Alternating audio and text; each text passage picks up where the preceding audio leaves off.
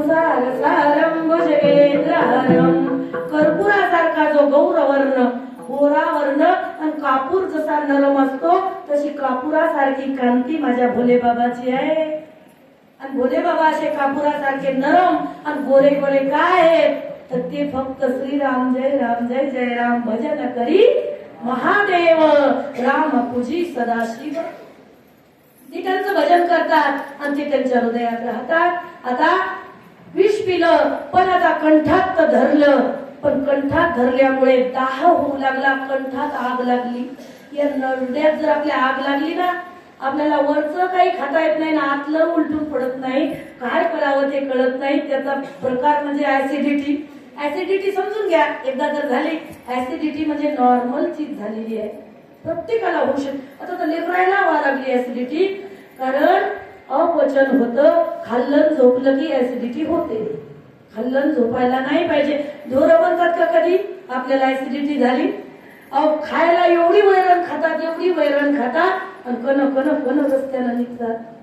मग त्यांना कधी ऍसिडिटी होत नाही. तशी जळजळ या नड्यात करू लागलं आणि आता काही सुचत नाहीये. म्हणून हे करू का ते करू, हे करू का ते करू. त्यावेळेला माता पार्वतीने भस्म गळ्याला लावलं आणि भस्म लावत असताना जो सर्प होता वासुकी नावाचा त्या सर्पाने सांगितलं देवा मी तुमच्या गळ्याला येऊन चिटकतो जेणेकरून माझं शरीर थंड आहे आणि त्याने तुम्हाला थंडावा पोहोचेल. परमात्म्याने हो म्हटलं आणि ते त्या गळ्याला येऊन सर्प गळ्यामध्ये आला, पण तरी सुद्धा आग थांबायला तयार नाही. मग काय करावं तर इकडं तुझ्या कृपेची नवलाई वाल्याचा वाल्मिकी होई. इकडं देवाची कृपा झाली आणि वाट मार्या जो रत्नाकर नावाचा कोळी होता त्याच्या वाल्मिक ऋषी झाला. 12 वर्ष तप केल्यामुळे आणि त्याने शतकोटी रामायण लिहिलं. शतकोटी रामायण लिहिलं आणि त्याच्या वाटण्या करण्यासाठी सर्व लोक त्राही त्राही करू लागले. देव म्हटले आम्हाला दे, दैत्य म्हटले आम्हाला दे आणि माणसं म्हटले आम्हाला दे.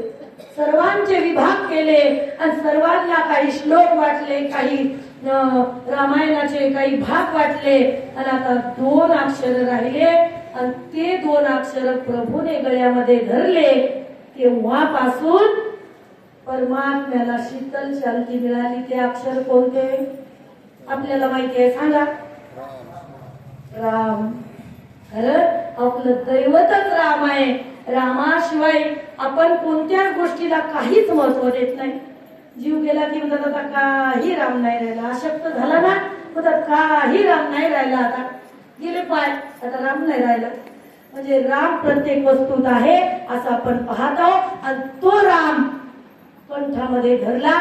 आता शीतल शांतीचा वारा आला. आला शीतल शांतीचा वारा. तेने सुख झाले या शरीरा, मिटला फातकाचा धारा, कळी काळा सिधा करला रागा. आता शीतल शांतीचा वारा आला. टाकड्यामध्ये आपण म्हणत असतो. आता शांती वाटली आणि निरंतर भजनामध्ये परमात्मा लीन झाले. त्याचं नाव नीळकंठेश्वर असं पडलं आणि नीळकंठेश्वर नाव पडलं म्हणून परमात्म्याचं एक नीळकंठेश्वर स्थान आहे. त्या प्रांताचं नाव नाही मला माहिती आता, पण त्या ठिकाणी नर्मदा नदीचा उगम आहे आणि नर्मदा नदीच्या तीरावरती हे नीळकंठेश्वराचं मंदिर आहे. हे एक ज्योतिर्लिंगच आहे. परमात्म्याने या ज्योतिर्लिंगामध्ये प्रवेश केला. आता नीळकंठेश्वराची उत्पत्ती झाली. यानंतर आपण याही गोष्टीत कुठून शिरलो ते माहित आहे का? या खांदीवर आपण कसं गेलो? हे विष निघलं समुद्र मंथनातून म्हणून आपण इकडे गेलो. आता चला समुद्र मंथन परत करायचं आहे. प्रारंभ हुआ सागर मंथन, सागर मंथन. पुन्हा सागराचं मंथन प्रारंभ झालं आणि आता त्यामधून काय निघलं असेल? आता अमृत निघलं. पहिले विषच असतं नंतर अमृत. आता अमृत निघलं आणि अमृताचा कुंभ धन्वंतरी घेऊन आले. धन्वंतरी 2 देवता आहेत. ती धन्वंतरी या ठिकाणी धन्वंतरीचा फोटो तुम्हाला पाहायचा असेल तर ते ठिकाण मी सांगते तुम्हाला. डॉक्टरच्या दवाखान्यात जे हातामध्ये कुंभ घेतलेले जे देव असतात ते धन्वंतरी आहेत. 2 धन्वंतरी निघले, त्यांनी कुंभ हातामध्ये घेऊन आले आणि विष दिलं, ते अमृत दिलं की आता इथं जर अमृताचा कुंभ आला तर आपण असे शांत बसून राहू पाहू, कोणाला मरा वाटल? दैत्य म्हटले मला आणि देव म्हटले मला, मराव कोणालाच वाटत नव्हतं. प्रत्येकाला अमृत हवं असं वाटत होतं. त्यावेळेला ते अमृत असं कुंभ एकमेकाच्या हातामध्ये धरून हलवतायत. त्यावेळेला अमृताचे काही बुंद खाली पडले आणि तिथं ते बुंद पडले जिथं त्या नदीने ते बुंद ग्रहण केले. ती नदी म्हणजे प्रयागराजचा त्रिवेणी संगम. त्या ठिकाणी 3 थेंब पडले आणि त्या थेंबामुळे ते अमृत 12 वर्षांनी उकळीला येतं. ज्या वेळेला ते अमृत उकळीला येतं त्याला काय म्हणतात?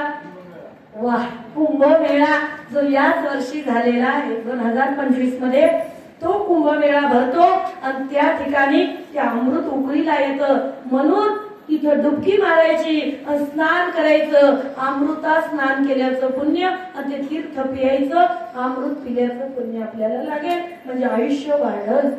आता अमृत त्या ठिकाणी पडलं, त्यानंतर अमृत कुठं पडलं?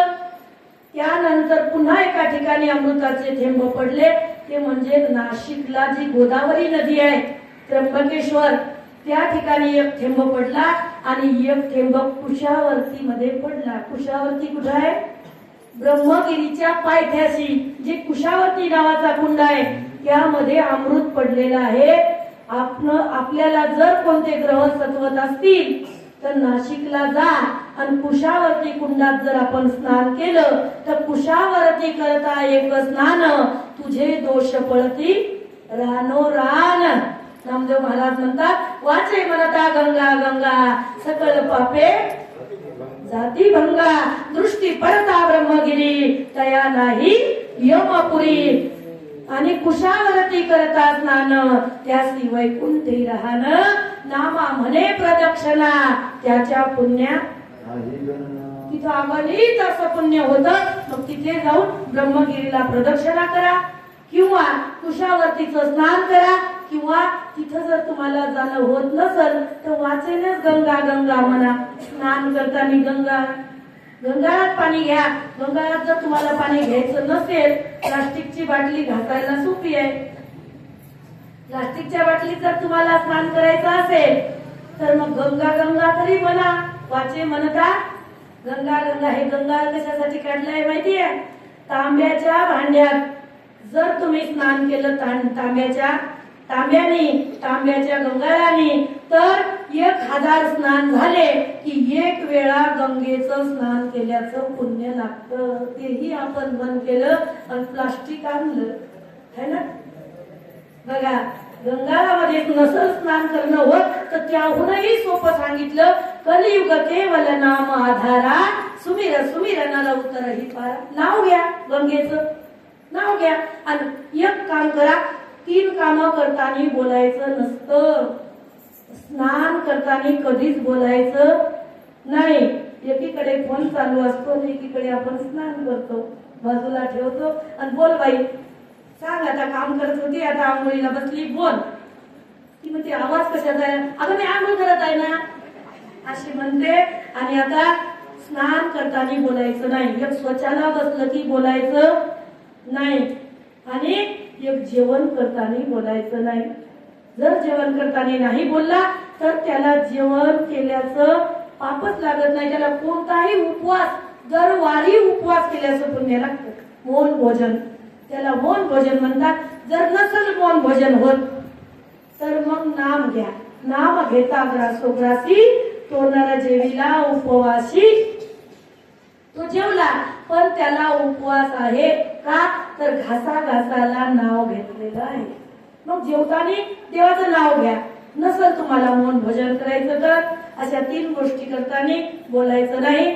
आणि मग आता अमृताचा कुंभ त्या ठिकाणी छलकला. पुन्हा आता त्यामधलं अमृत छलकलं. ते अमृत हराळीवरती पडलं. हराळीवरती पडलं आणि हराळीवरच जरासं कावळ्यानं चाटून पाहिलं. कावळ्यानं, कावळा अमर आहे. कावळा मेला तर शाट लागून मरतो, अधोगती मरतो, तसा मरू शकत